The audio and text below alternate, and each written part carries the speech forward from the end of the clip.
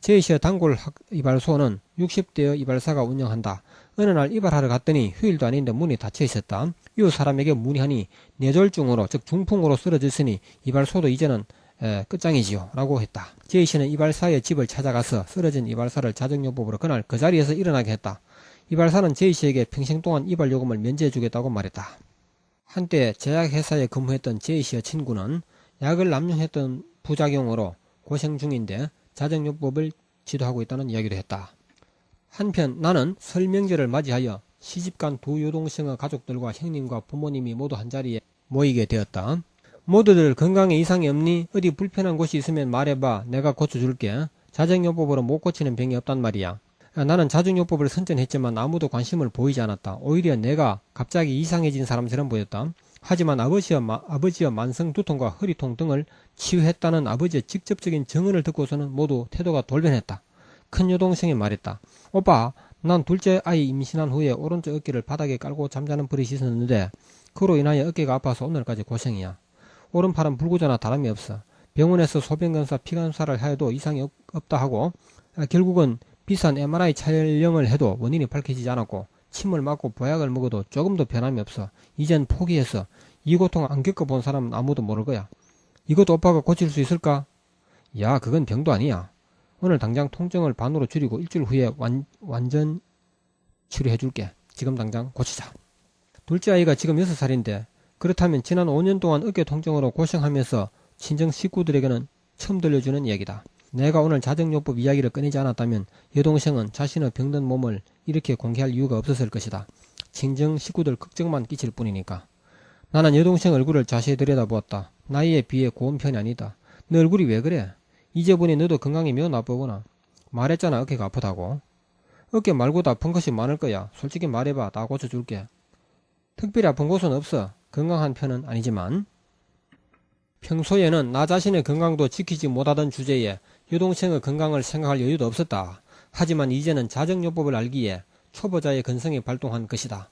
초보 운전자가 운전을 하고 싶어 못 견디는 것처럼.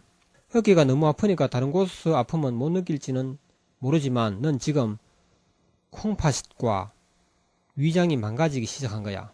온몸이 병이 오고 있는 거야. 뭐라고? 내가 죽기로 한단 말이야? 당장은 아니지만 이대로 두면 머지않아 죽을지도 몰라. 내가 왜 이렇게 말하느냐 하면 잘 들어봐.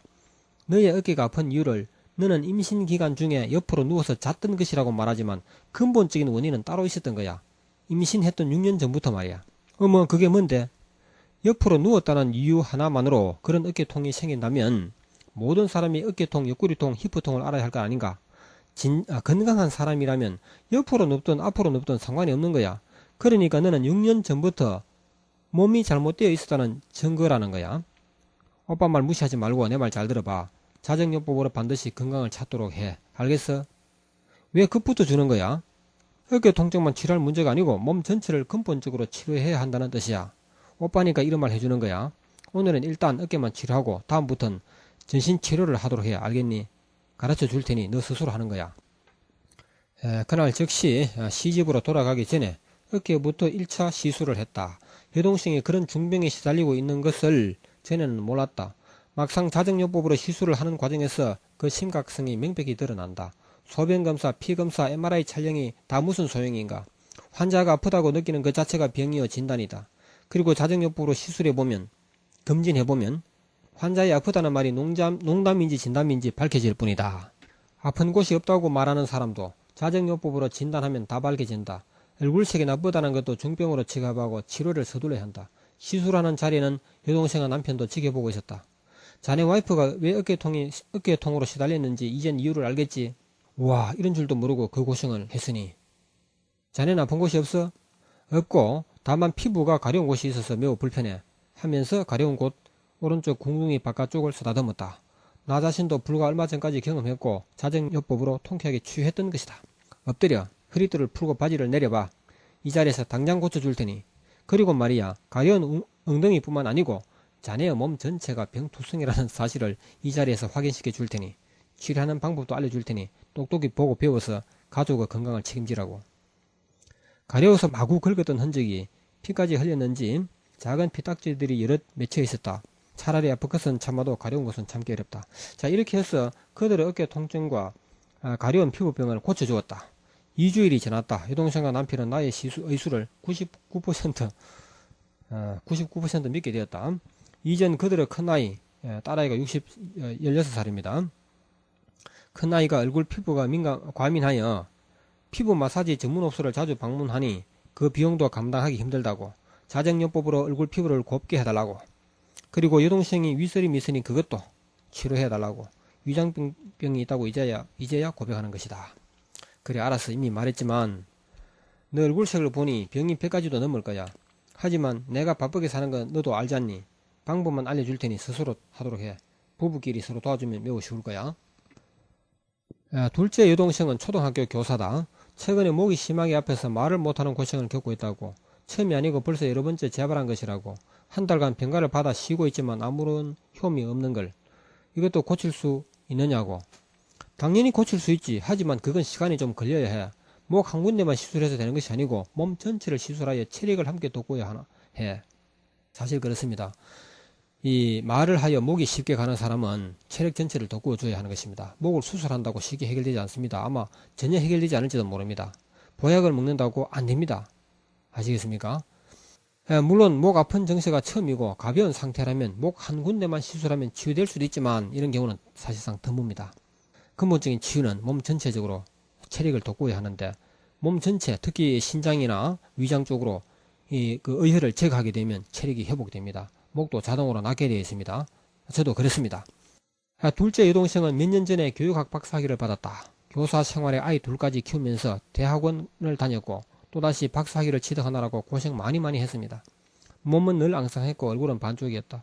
평소에 만날 때마다 오빠로서 가장 많이 해주었던 말이 보약 좀 먹어라.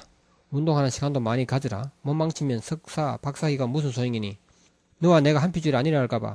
나도 그랬지만 너도 18, 9세경에 아마 몸이 약해지기 시작한 거야. 이번 겨울 방학에 서울의 유명한 병원에서 수술받기로 예약한 상태야. 아니야, 수술하면 안 돼. 내가 자정요법으로 고치는 법을 가르쳐 줄게. 자, 이렇게 해서 1회 수술은 내가 도와주었고 다음부터는 남편은 도움을 받아서 스스로 하라고 했다.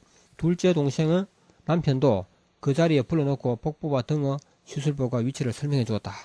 목만 치료할 것이 아니고 반드시 전체적인 체력 회복을 위해서 위장, 간장, 신장을 모두 함께 치료하기 바란다. 그럼에도 이들은 나의 지시를 95% 어겼다. 완전 어긴 것은 아니라는 말입니다. 그러나 거의 어겼죠. 그 이유는 병원 의사에게 자정요법을 이야기했더니 의사는 하는 말이 수술 외에는 달리 방법이 없어요 라고 하였으므로 자정요법을 95% 무시해버렸던 것이다. 자정요법으로 목이 조금 좋아진다는 느낌은 있었지만 자정요법으로 치유될 수 있다는 믿음이 부족했고 의사의 강력한 추천으로 오래전에 수술을 예약했던 병원으로 KTX 고속철로 나 모르게 서울에 다녀왔다. 자, 다녀왔는데 나한테 연락이 왔습니다. 수술 안 해도 된다고 하여 그냥 왔어 오빠.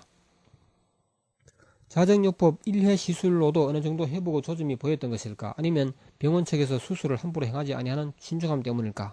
어쨌든 수술하지 않고 그냥 돌아왔습니다. 참으로 다행이야. 내가 말했자니 수술과 약으로는 절대로 해결할 수 없다고. 병의 근본 원인을 치료해야 하는 거야. 내가 시킨 대로 계속 실천해. 초중 고등학생들의 학원 출입을 전면 금지했던 전두환 노태우 정부가 끝나면서 이 나라 교육을 망쳐놓았다는 언론들의 대대적인 성토와 함께 입시학원들이 우죽순처럼 다시 설립되었고 자취를 감추었던 유명 강사들도 곳곳에 이름을 다시 내어 걸었다. 나도 영어 강사로서 본격적인 강의를 재개했다. 2년쯤 지났을까? 목이 아프기 시작했다. 담배를 끊어도 효과가 없었다. 결국 대구 중앙로에 위치한 곽이비인 후과를 찾았다. 50대 후반의 의사 선생님은 내 말 잘 들으시오. 당신은 목은 치료약이 없어. 수술도 하지 마세요. 종합병원에도 가지 마세요. 보약을 먹어도 아무런 효과가 없어. 한 가지 유일한 방법은 목을 쉬게 하는 것 뿐이요. 내 말을 따르기 바라요. 일가이니까, 같은 과과라는 말이죠. 일가이니까 특별히 말해주는 거요. 그로부터 나는 강의를 대폭 줄여나갔고 결국은 강의 대신에 영어 교재를 개발하는 쪽으로 녹음 테이프로 강의를 하는 방향으로 학원을 설립하여 운영만 하는 쪽으로 방향을 전환했던 것이었습니다. 가수 지망생에게 이런 목병이 왔다 하면 무조건 가수의 꿈을 접어야 한다는 사실을 모르는 사람이 없을 정도다. 약이나 수술로 해결하는 일이 아니라는 이야기가 아닐까요? 그 이유와 치료법은 뒤에서 논하기로 한다. 이 내가 체험담을 너무 길게 하는 건 아닌지 모르겠습니다만 최대한으로 줄인 것입니다. 내가 이런 체험담을 들려드리는 것도 자정요법의 학습에 도움이 되어드리기 위한 것입니다. 초등학교 동창회 준비 관계로 식당에서 모임이 있었다. 야 친구들아, 종합병원에서도 고치지 못한 내 아버지의 두통과 허리통을 내가 간단히 치료했다면 너희들은 날 믿어주겠니? 이 말을 들은 친구들은 마치 내가 뭘 잘못 먹고 헛소리하는 사람으로 여기면서 그렇다고 나의 말을 완전히 무시해버릴 수도 없는 난처한 입장인 것처럼 농담을 던지는 사람에게는 그 농담을 조금은 받아주는 것이 왜이라는 듯이 나 쪽으로 최소한의 눈길을 보내주었다. 마치 나를 넌센스 퀴즈라도 내는 사람처럼 취급하기도 했다. 비유한다면 바늘로 딱 한 번 찔러서 코끼리를 죽이는 방법이 뭘까 알아맞혀봐라. 종합병원이 못 고치는 노인의 두통을 간단히 치료하는 방법이 뭘까 알아맞혀봐라. 일종의 넌센스 퀴즈 정도로 들렸던 모양입니다. 그게 정답이 뭔데? 내 말이 농담처럼 들리겠지만 진담이야. 넌센스 퀴즈가 아니야. 나의 차분하고 진지한 자세에 모두들 잠시 조용해졌다. 그래, 뜸 그만 들이고 방법이 뭔지 말해봐. 방법을 말해도 원리를 이해하지 못하면 내 말을 믿지 않을 테니 차라리 모르는 게 좋아. 원리를 말하려면 상당한 시간이 필요해. 이런 술자리에서는 곤란해. 어쨌든 농담이 아니라는 정도만 알아두고 오늘은 이 정도로 끝내자. 자, 그 중에 농업기술연구센터에 근무하던 친구가 방금 자네가 했던 말을 내가 믿는 것은 절대로 아니지만 말이야. 솔직히 말해서 너의 그 말을 믿을 사람은 아무도 없겠지만 말이야. 우리 와이프가 지금 두통으로 엄청 고생을 하고 있는데 말이야. 와이프는 물론이지만 옆에서 지켜봐야 하는 나도 그렇지만 말이야. 자식들까지 모두 죽을 맛인단 말이야. 이거 실감 있게 표현을 못 하겠는데 그 친구가 아주 어색한 그 기분으로 이 말을 꺼낸 것입니다. 나의 말을 믿자니 믿을 수 없고 그렇다고 해서 무시하자니 무시할 수도 없는 그런 어정쩡한 입장이죠. 그래서 이렇게 말을 중단하려다가 이어나왔던 것입니다. 두통이 주기적으로 발작하는데 말이야. 자, 병은 자랑하라는 속담이 있긴 하지만 동창회 임원회 겸 술자리에서 가족의 질병 이야기를 꺼내는 사람은 아마 없을 것이다. 그러나 가정에 환자를 가진 사람이라면, 가족에 대한 책임감이 있는 사람이라면 이런 화두를 무심코 지나치려 하지는 않을 것이다. 혹시 작은 도움이라도 된다면 지푸라기라도 잡고 싶은 심정은 누구나 마찬가지겠죠. 그 친구는 진지하게 말을 계속했다. 거듭 말하지만 내가 자네의 말에 기대하는 것은 아니지만 말이야. 만약에 우리 와이프의 통증을 고쳐준다면 내 평생 너를 따라다니면서 술을 사줄게. 평생 동안. 세상의 남편들이여 여기 이 남자를 본받을지어다.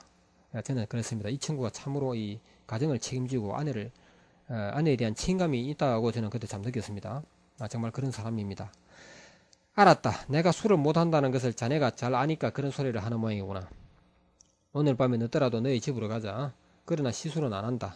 너희 와이프가 보는 앞에서 방법과 원리만 설명해 줄 테니 잘 생각해보고 자정요법의 선택은 스스로 해라. 직접 하라 이 말이죠. 다른 친구들도 함께 가겠다는 것을 간접적으로 말렸습니다. 분위기가 소란하여 환자 본인을 설득하며 방해되면 안 되기 때문이다. 그 중에 술을 많이 마신 사람도 있으니 나는 그날 밤에 2시간 동안 그의 부부를 설득하느라고 심리적으로 매우 힘들었다. 자정요법을 인정받기 위해서가 아니고 설득에 실패하면 치료에 실패하는 것이기 때문이다. 환자 본인이나 가족들이 싫다고 해버리면 모든 것은 허사다. 치료보다 어려운 것은 환자를 설득하는 일이다. 이것이 제일 어려운 일이다. 20년 30년 공부한 의사들과 첨단 장비를 갖춘 종합병원도 치료할 수 없는 병을 당신이 어떻게 고친다는 말인가? 어떻게 믿으라는 말인가? 그 친구는 농업기술연구원답게 가정에서 화분을 환상적으로 가꾸고 있었다. 친구들이 그것 하나만 달라고 하면 마누라를 달라고 하면 주겠지만 그건 안 돼 라고 대답한 것으로 유명하다. 그 화분들을 그날 내게 하나 골라서 주었다. 나는 염치 없이 받아서 싣고 왔다. 너무 미안해서 돌려줄까 생각도 했지만 돌려주기엔 너무 아까워서 그대로 거실에 두고 있다. 정말 환상적인 작품이다. 바다에 떠있는 작은 섬 하나를 축소하여 화분에 담아 놓은 듯하다. 아내가 더욱 좋아한다. 여러분이라면 이런 화분을 되돌려 줄 수 있겠습니까? 그 외나라 시골 초등학교 동기요.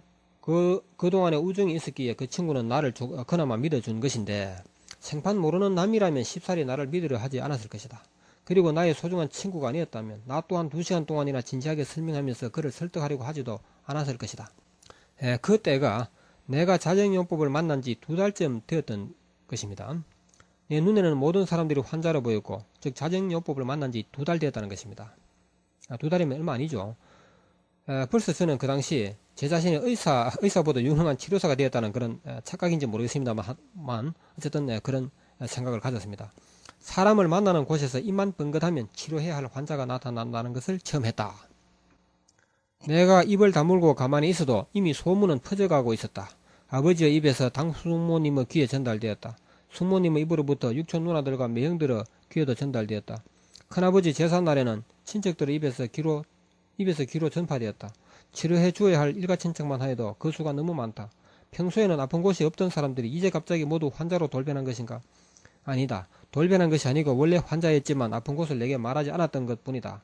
그때 나에게 말할 이유가 없었던 것이고 이제는 말할 필요가 있다.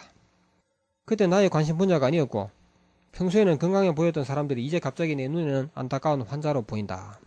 나의 시각이 바뀐 것이다.